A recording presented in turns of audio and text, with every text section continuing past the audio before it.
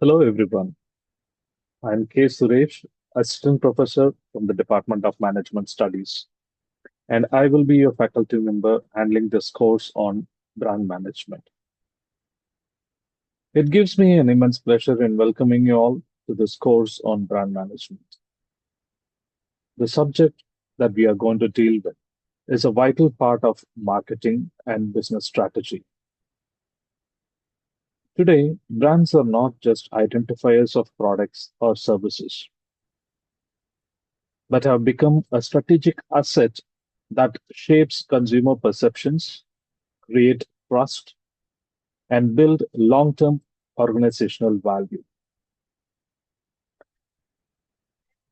In this course, we will be covering a lot of aspects related to creating brands and creating brand strategies.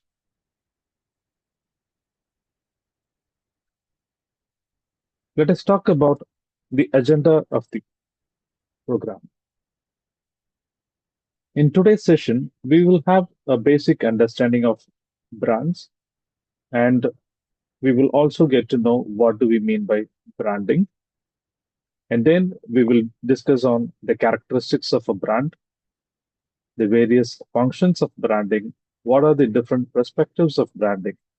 And then we will also understand how brands are being classified. What is the significance of branding in today's market scenario? And what are the stages that are there in evolution of a successful brand? And what are the principles that organizations do follow when it comes to branding? And we will also get to know some of the concepts related to co-branding and store brands. I'm sure by the end of this course, you will also be able to have a thorough understanding about branding concepts, and you will also be able to develop the ability to analyze, evaluate, and design brand strategies that create a competitive advantage in the marketplace. I look forward to have a engaging and an enriching journey in the world of brand management.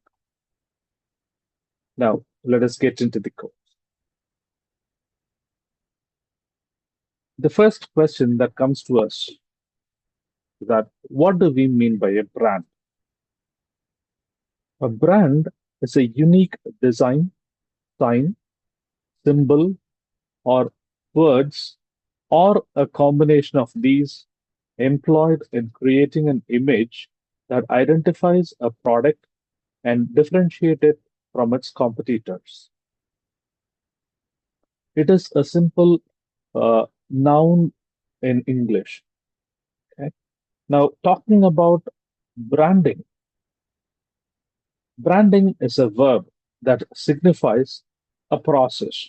So, branding is a process of creating unique identity for a product or a service or an organization in the minds of the consumers. And in order to do so, companies do involve various elements in creating a branding process. And these elements includes name, logo, tagline, design, and creating an overall image that would distinguish the brand from a competitor and that would communicate value, personality, and the promise that the company delivers to its customers. So, a simple definition of branding would be like branding is a process of shaping a distinctive perception of a business in the minds of the customer.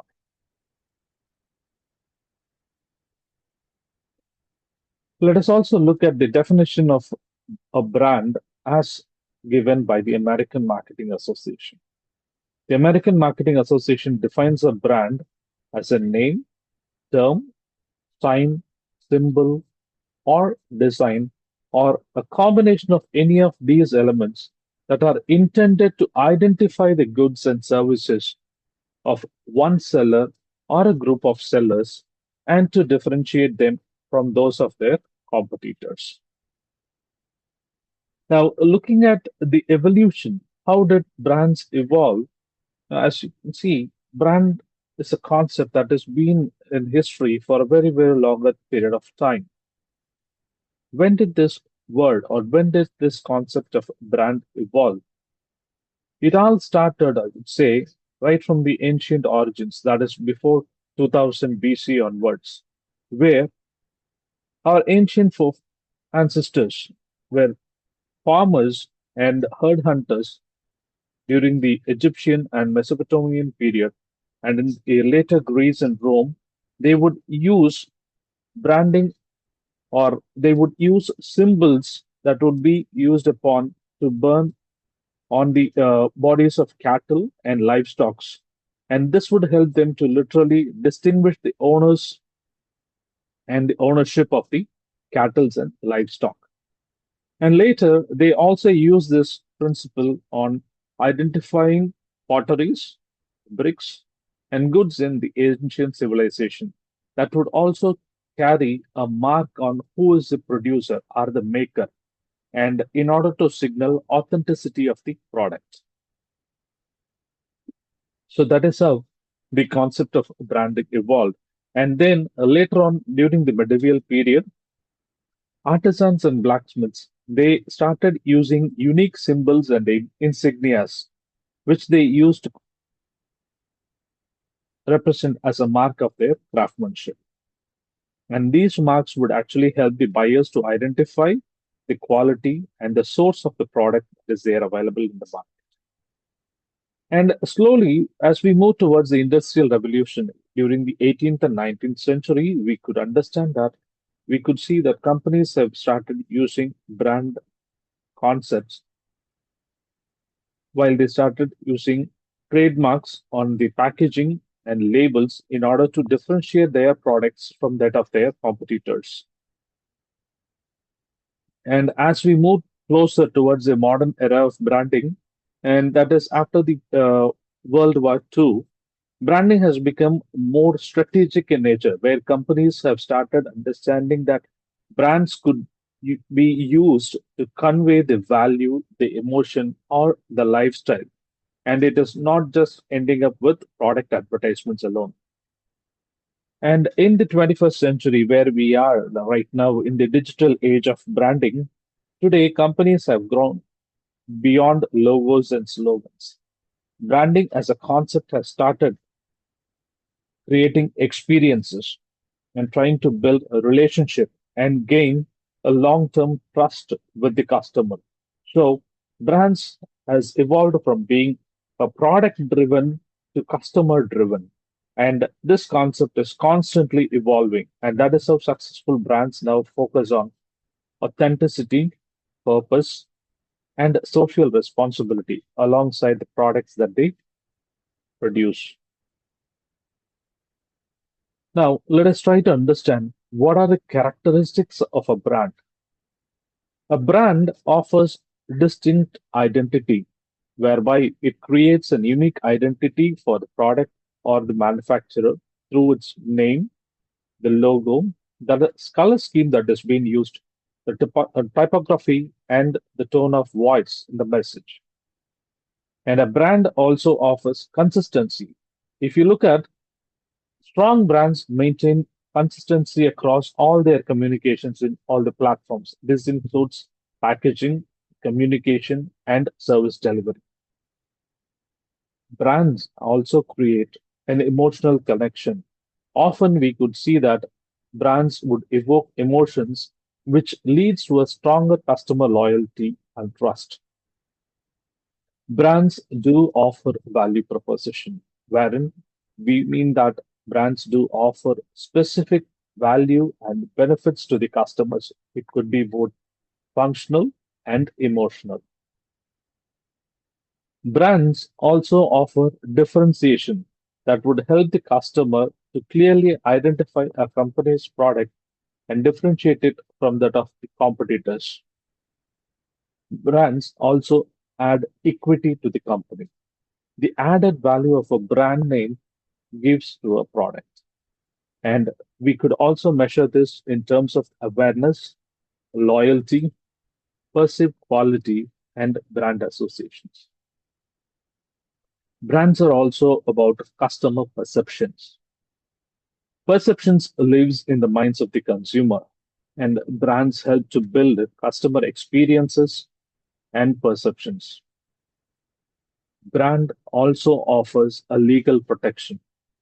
When a brand gets legally protected by a trademark, that gives companies exclusive legal rights to use the names and symbols that protect the brand from imitation or unauthorized usage. Brand also symbolizes quality. There are brands which serve as a guarantee of quality, and this is especially for the case of repeated buyers, which motivate them to buy the same product again and again.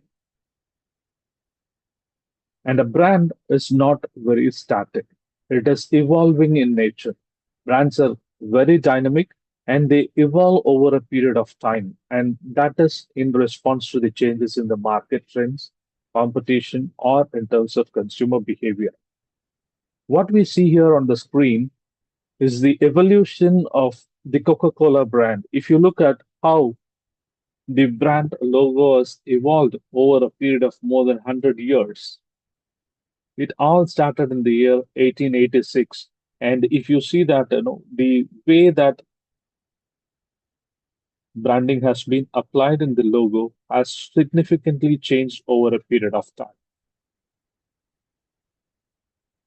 And in the same case, I have given an example of how the Pepsi logo has also evolved over the years as well. This is a uh, simple example to understand how brands evolve over a period of time. Next, let us quickly get into the functions of branding, and we will try to understand the functions from a consumer's perspective. Brands, as we discussed, it offers identification of the product and the service that would allow consumers to easily recognize and recall a product or a service. It also simplifies purchase decisions by reducing the risk and the effort for customers during their decision making process. A brand would also portray as a symbol of quality and trust. A branding also reduces the perceived risk that can help customers to identify the right product and reduce functional, financial, or psychological risks. A brand also provides emotional and psychological benefits to the customer as becoming a part of a lifestyle and self identity. And being associated with successful brands, it also gives the customer a status symbol and a prestige value. Let us understand the functions of branding from a business perspective. What does branding offer for a business? Branding provides differentiation for the company's product from that of its competitors. And branding helps companies to distinguish their offerings from others in the market. It also provides exclusive legal rights and by means of trademark protections. And it would also help companies in building brand equity, whereby a strong branding contributes towards higher brand awareness, loyalty, and premium pricing. And talking about premium pricing, we can understand that a well known brand always allows a company to charge higher prices and improve their margins as well. Good branding practices also provide customer loyalty and build retention programs, whereby companies can focus on repeated buyers and build a long term relationship with such buyers. Branding also provides advantage for the companies by facilitating new product launches, what we call it as brand extensions. It also helps companies to improve their distribution and market reach because retailers would generally prefer to stock those products which are well promoted and are well known in the market. Branding also provides the opportunity to attract talent and business partners. And good branding practices will also help to create long term assets. A strong brand becomes an intangible asset for the company and contribute towards the overall valuation. Next, let us try to understand what are the perspectives of branding. This concept of branding has evolved over the recent periods. According to Heading, in the year 2016, there are six dominant theoretical perspectives on branding which has been identified. And let us try to understand these dimensions. We closely call it as economic perspective, identity perspective, consumer based perspective, personality perspective, relational perspective, cultural perspective. Talking about economic perspective, we are trying to refer the concept as a strategic tool to increase the firm's profitability, wherein companies try to focus differentiation and build on their brand equity. At this stage, the focus will be on positioning brand as an asset that would generate revenue for the company. The focus would be on value creation for the company by emphasizing brand positioning, trying to build awareness and increase the market share. Talking about the identity perspective, here we are trying to look at it from a sender based perspective. The core idea is to project an identity about the company, trying to convey what the company stands for and how does it wish to be perceived in the minds of the customer. So the main focus here would be trying to build an identity for the brand and not just an image. The communication here at this stage will be unidirectional or one-way communication, where the company tries to communicate with the consumer. And the emphasis will be on the mission, vision, and the core values about the company. Then we will look at the consumer based perspective about brand. So, this is from a customer's viewpoint. Here, branding is defined by the perceptions, associations, or experiences that customer hold in their minds as well about a particular company or about a particular product. The focus here is on building a brand image and a brand meaning. At this stage, brands have a strong presence in the minds of the consumers. And these at this stage, brands are going to be supported by the customer-based brand equity model. Then we have the personality perspective, where brands are being viewed as human-like personalities with emotional attributes, and these attributes will help the customer to relate the product to their day-to-day usage. And at this stage, brands or companies would try to ensure that they want to build a relationship with the customer. And at this stage, companies will focus on trying to create associations.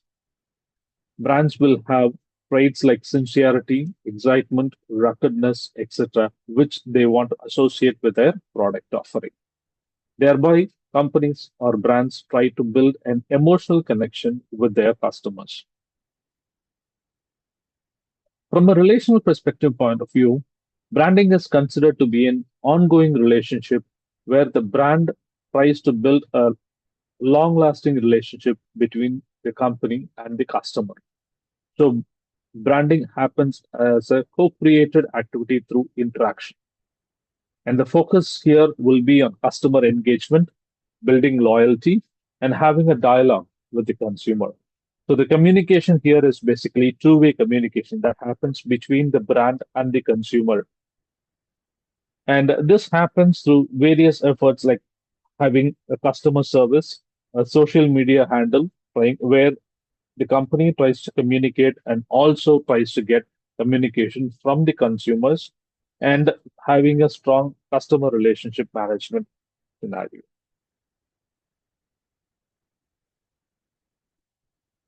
Then we will talk about the cultural perspectives. Here, the brand functions as a cultural icon.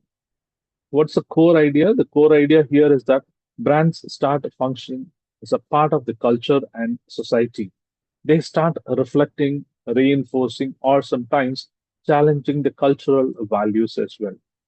So here, the company starts acting as a symbol in the society. It starts including storytelling, cultural myths, and collective identity. And at this stage, brands try to create a very strong linkage between the social and cultural trends. Now, let us try to understand the classification of brands and branding. What are the different types? Here, brands can be broadly classified under various categories like ownership, the target market, geography, the function, and the positioning strategy. Let us look at these classifications one by one.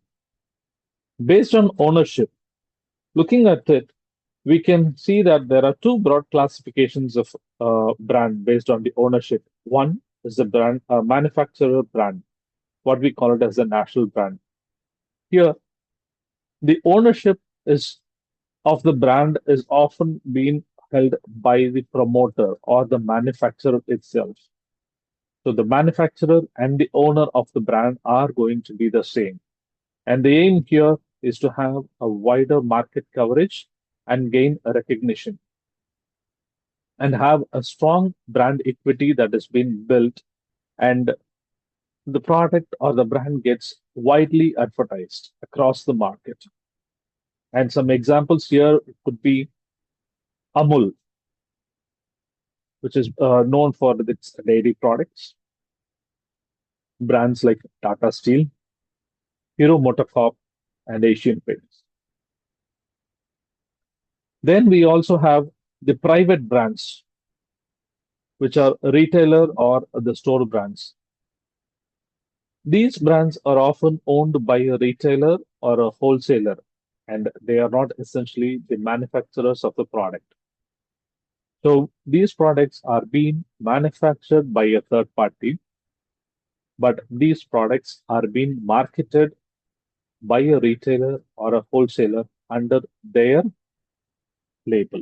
That is why we call it as private labels or retailer labels or store labels. These products can often be associated with lower priced and these are going to offer higher margins because of the volume that they are looking at. And some of the examples here would be the a Smart Choice product offering by Reliance Retail. And we also have the most supermarkets products. And we also have Kirkland, which has been handled by the Reliance Trends as a licensed brand. Then licensed brands. Licensed brands here is where a company permits another company to use its brand name or logo for a small fee. And this we can often see it in clothing, toy manufacturing, or accessories manufacturing. Uh, these are the common areas where licensed brands are there. So the typical example would be the Disney merchandise that is there widely available, that is sold under a license agreement by many Indian retailers.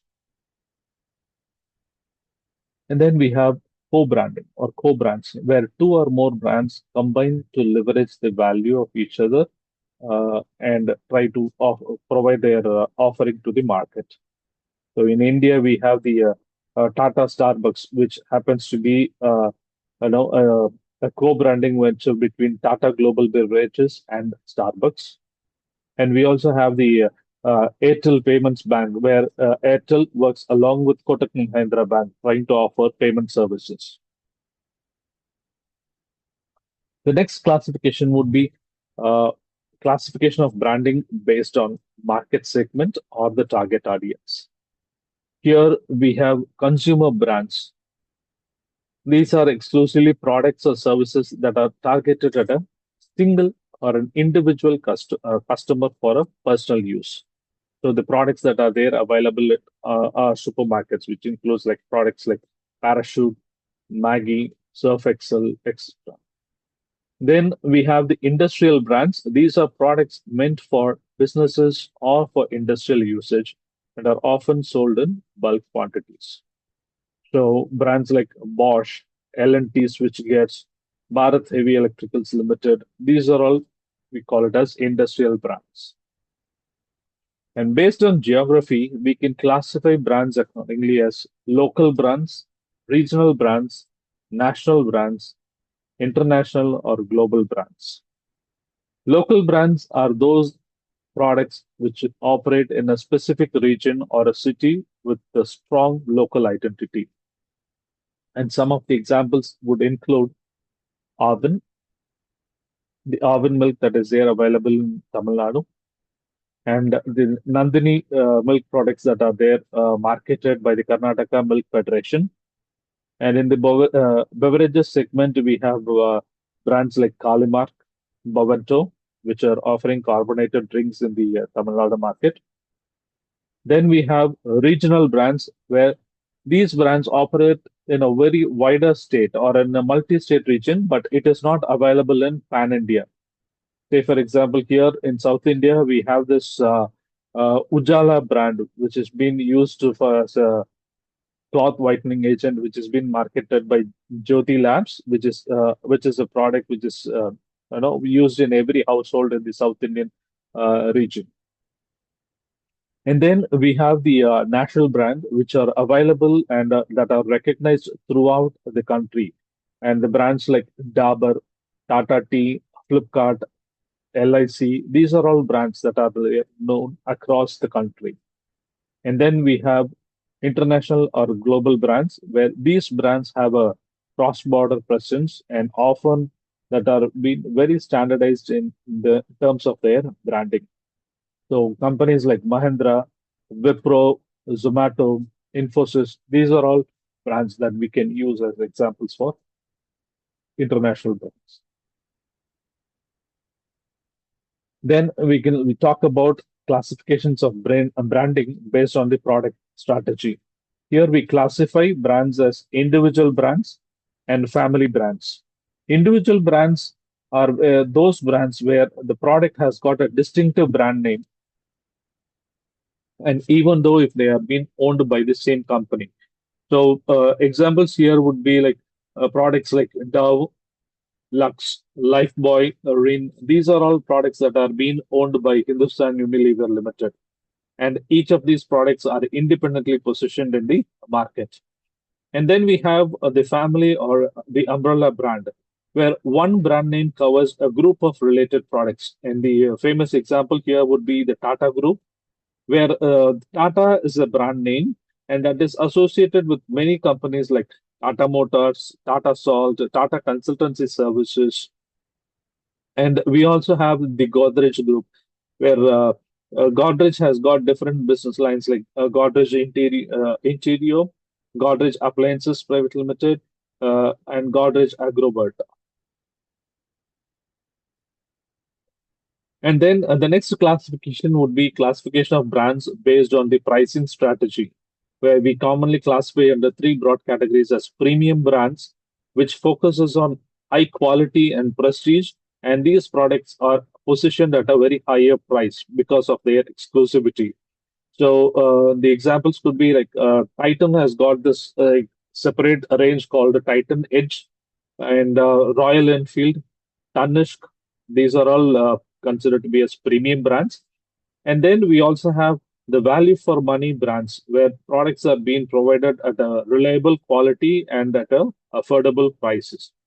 So examples could be like products like in the um, spectrum of Patanjali products, Redmi and Amul. These are all products which are considered to be as value for money brands. And then we have the economy brands where the target is on mass market with low price positioning. Let's quickly look at what is the significance of branding. For a customer, a brand offers recognition and recall, and this would also help the customer to have identity and remember a product. It also reduces the purchase risk, whereby a known brand will also serve as a guarantee of quality for the consumer. And it will also help them to simplify their decision-making process and add emotional and symbolic value. For a business, it offers differentiation and competitive advantage and a help in building customer loyalty and retention and a command over pricing as well. So, well-established brands can charge a premium because of its perceived value. So, we have a couple of examples here on each and every category, where Patanjali would stand for differentiation and competitive advantage, and HDFC Bank earns the trust in terms of gaining customer loyalty, and Tanishq, the jewelry offerings from the Tata Group that can be considered for its premium pricing strategy. And for a business, it also provides an ease for the product launches towards brand extensions, where stronger brands will have ease of introducing new products and build up their channel and distribution support, and thereby attracting employees and investors. So a respected brand would also find it easier to attract talented professionals and business partners and investors as well. And for the society, how does branding help? It also helps in support, creating support quality standards as well. And brands or branding would also help to maintain certain standards that would uphold the reputation of companies, and it will help them to improve their product quality. And a branding strategy will also create employment and economic value for the firm. Thereby, a strong brand can create a value chains by and stimulate advertising across the industries. Now, let us quickly take at the different stages that are there involved in evolution of a brand. Okay, brand evolution basically refers to the different stages that are there in the developmental process of a brand. Let us see that one by one. Brand as a product. So at this stage, the brand begins with creating a simple identifier product for a product. And the main focus here is trying to distinguish the product from that of its competitors. And the focus will be on trying to create communication about product features, what are the functional benefits that the consumer can get. And it is also about creating a basic positioning about the product in the marketplace. So if you look at a typical Indian example here, Surf Excel, which is a common detergent powder that is being used in every household. In the initial days, it was just marketed as a detergent powder with cleaning purposes. And the focus here is trying to talk about the performance of the product, and it tries to create an identity by in terms of packaging, and it also created a market share by offering the product at a competitively lesser price than the competitors that were there existing at that time. And it has also created a very strong physical distribution network. Then, how a brand evolves as a symbol. Now, at this stage, brands would stop not about creating an identity or a differentiation. It is also where the brand would start gaining visual and emotional identity by the use of logos, colors, and taglines. And this would help build the recognition of the brand among the consumers. And this brand recognition will help getting repeated buyers, what called as repeated consumers. So if you look at the Amul product, where the famous Amul girl mascot, this creates a symbol of quality and trust. And anywhere that the consumer sees this Amul girl mascot, they will be able to identify that the product is associated from with Amul, or it is an offering from Amul. So the focus here at this stage will be trying to create a brand identity in terms of design and create a symbol for recognition and triggering emotional attachments. And in the next stage, we think about brand as a personality. And at this stage, brands are being viewed with persons like human-like traits like trustworthiness, youthfulness, ruggedness, etc. And if you see the most common example here, Royal Enfield, that has been considered, generally perceived as a masculine and a very adventurous and bold brand in the market. This is what is the type of a connection that the company wants to create in the minds of the consumers. And at this stage, brands will focus on creating personality traits through storytelling and using a particular tone of voice in their advertisements or in their communication. And it is also focusing on a target segments. And then we will start understanding brand as a relationship. Here, companies start creating a two-way emotional connection between the product and their consumers. And the consumers become brand loyal and they start becoming advocacies of the brand. And the example here would be for Swiggy, where Swiggy as a company it tries to build an ongoing engagement with the consumer by having an app-based user interface, and it also provides offers to the consumers and also create a sense of a daily life relationship with the user. So at this stage, companies focus on trying to build customer loyalty by offering loyalty programs, and they also have a feedback system trying to understand and get constant feedback from the consumer. And the brand also creates communities that will help them in to have a mutual engagement with the customer. And a brand as an experience here, companies try to build a very immersive and a multi-sensory experience with the consumer. Here, the customer feels good about interacting with the brand. So here, if you look at Tanish as an example, it offers in-store premium in-store experience where the brand tries to have in-store service guides who will be able to help the customer in making their jewelry choices. So the focus here would be on trying to create brand touch points and offer consistent customer experience that is being offered through experiential marketing.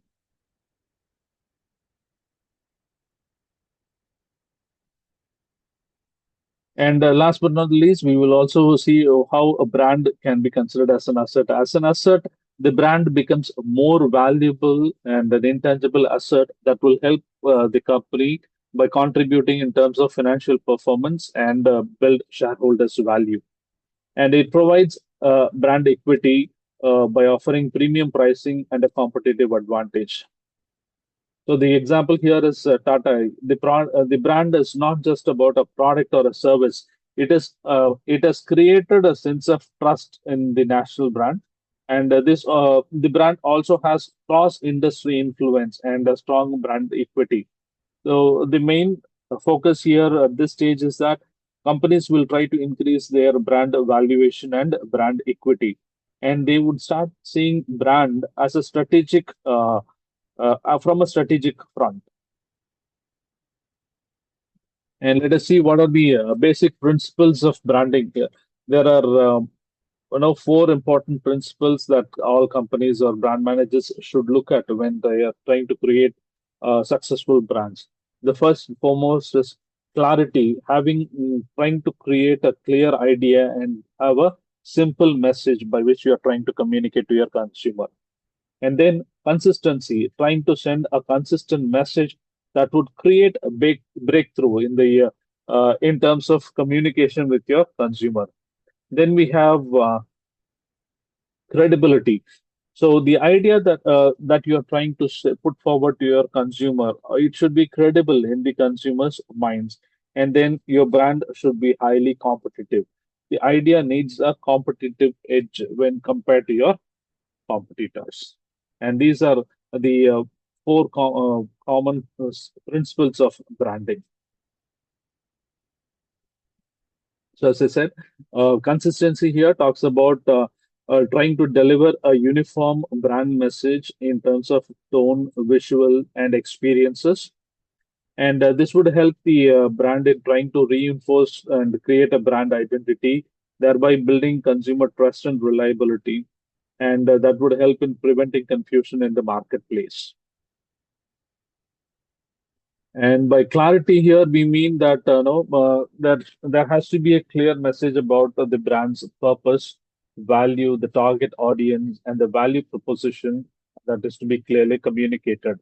And it would actually help the consumer easily understand what the brand stands for, and it would help in aiding a proper brand positioning as well. And this would also help the consumer in minimizing misinterpretations and dilution of the brand's meaning. So looking at it, now the Patanjali as Patanjali products, it has a clear positioning of itself in the market, whereby the product has positioned itself as being natural, Ayurvedic, and it has also created an image about being a Swadeshi brand as well. So these products are essentially targeting towards the health conscious Indian consumer. And talking about continuity, here we refer to the long-term brand vision and evolution. So the brand elements do not change abruptly until otherwise there is a strategic need or a strategic requirement. At this stage, here brands should encourage trying to build brand loyalty among the consumers, and this would also help in by maintaining familiarity and emotional connection with the consumer, and thereby enabling the brand to build a level of heritage and legacy with the consumers.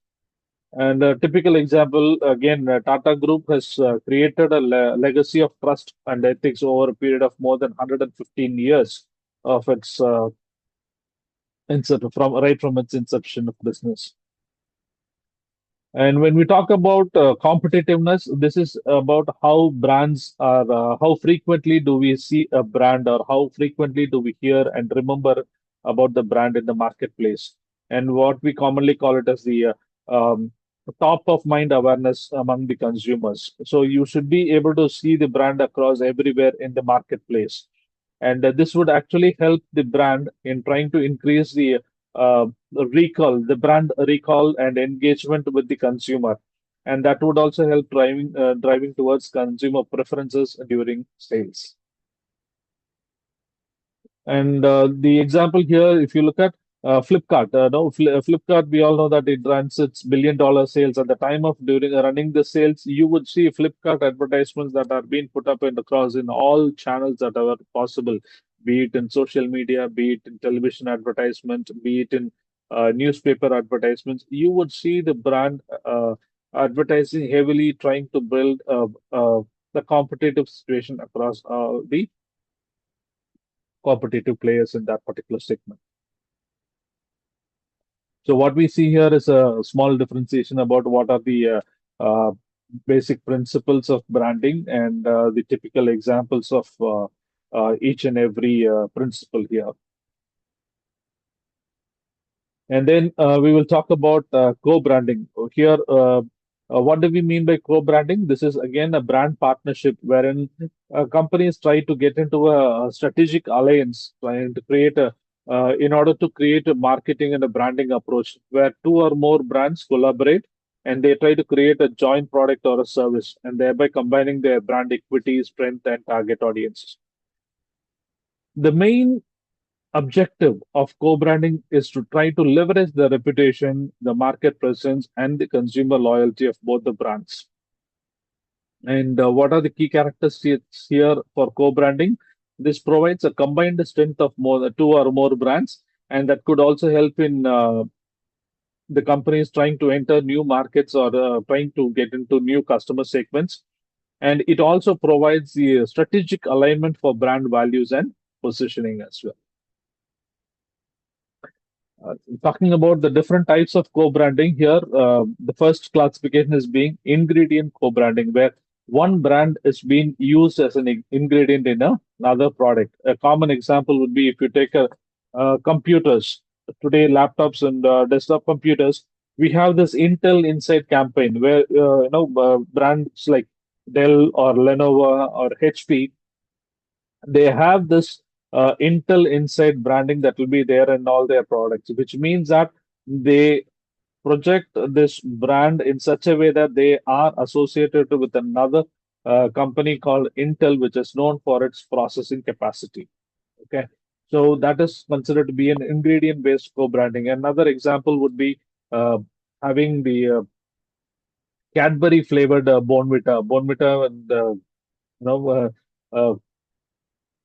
co-branding itself with Cadbury's as well. And this is considered to be one of the good examples for ingredient-based co-branding.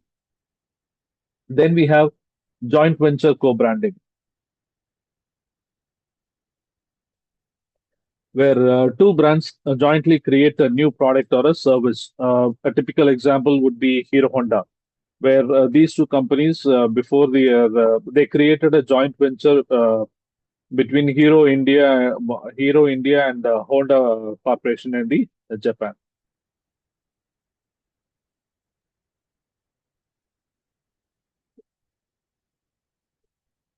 Then we have the same company co-branding, where two or more brands from the same parent company are being marketed in order to create synergy as well. We have the Tata Tea and Tata Salt, and now these two brands together they co-promoted the Swachh Bharat campaign that was being initiated by the Tata Group as such. Okay.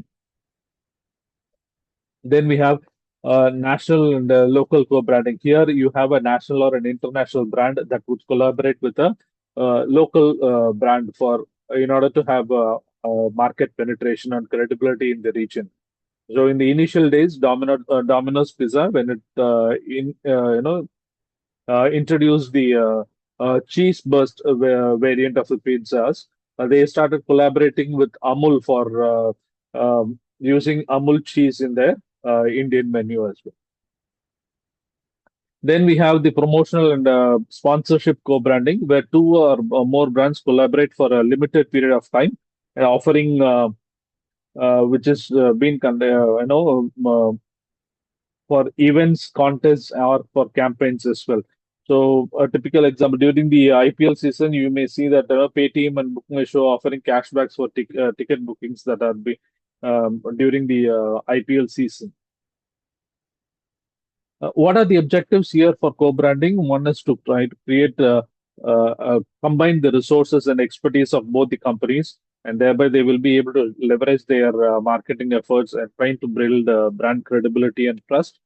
And that would provide access for new customers and markets, and thereby reducing the cost of entry into competitive sectors. These are the typical objectives of co-branding. And the advantages here would be increased brand equity, market expansion, shared risk and cost, consumer trust, innovation, and value for both the companies. And what are the challenges when it comes to co-branding? The mismatch between the brand partners and having an unequal equity contribution, and maintaining coordination among the brands and putting the reputation at risk as well. When you have one brand partner that you are associated with is known for any of the controversies in the market, that will put the company's reputation at risk. And last, we will discuss on what do we mean by store brands or private labels. Store brands are known as private labels or retailer brands, and these are products that are being manufactured and sold under a retailer's own brand name, rather than the name of the third-party manufacturer. So the manufacturer would be different, and the seller would be different. The product that has been manufactured by the third party will be sold under the retailer's brand name itself. So the owner will be the different and the seller will be the different. And what are the characteristics of soul band? These are sold exclusively through the retailer's own store or the platform, and these products are typically lower priced than compared to the national brands. And these products offer higher margins to the retailer, and thereby increasingly it is perceived as a quality alternative for an established brand. What are the different types of store brands? Here we have the generic store brands. These are basic products which do not have, which have the no frills packaging and low pricings. So if you see that, in a local store or a kirana store or in a supermarket, you will see a store brand atta or dal that has been unbranded or just put in, plain polyethylene covers as well, which does not have a name or it does not have any other marks on the product brand. Then we have the standard private labels where companies do take the retailer, they take up a moderate effort trying to build a quality product under their retailer's own brand name as well. So if you look at the Reliance smart stores, you will see a separate product brand called the Reliance Select. Now these are all products which are being procured by Reliance, and they clean the commodity, package it, and put it under their brand name called Reliance Select. And then we have the premium private labels, like trying to have provide a high quality store brands that can compete with the national brands. Say, for example, in the Future Group has got a separate um, product offering called Gourmet Treat. These are all snack items which are which have an exclusivity in the way that it has been produced. And then we have exclusive or copycat brands. These are products which are mere imitations of the national brands, and they look and the function as well. So if you have visited Big Bazaar, you will be able to see products which are quite similar to Maggie or Surf Excel or Dove or Pierce. Uh, these are all which would look similar to the successful brand, but these are actually copycats which are being offered by Big Bazaar itself. So this is a small classification on the different categories with the examples here. Now, what are the objectives of building store brands? Here, one is to have a control over the product quality and pricing, offering higher quality profit margins, and building customer loyalty for to the retail store. And these products are also tend to be alternatives for the national brand, and this would also help them to differentiate from that of other retail competitors. And the advantages here would be higher profit margins, customer loyalty, pricing flexibility, brand ownership. The challenges would be trying to build a brand trust, competition with national brands, and supply chain management. So this is for today's session. I hope the session was engaging. Thank you all for actively listening. We will meet again in the next session. Thank you.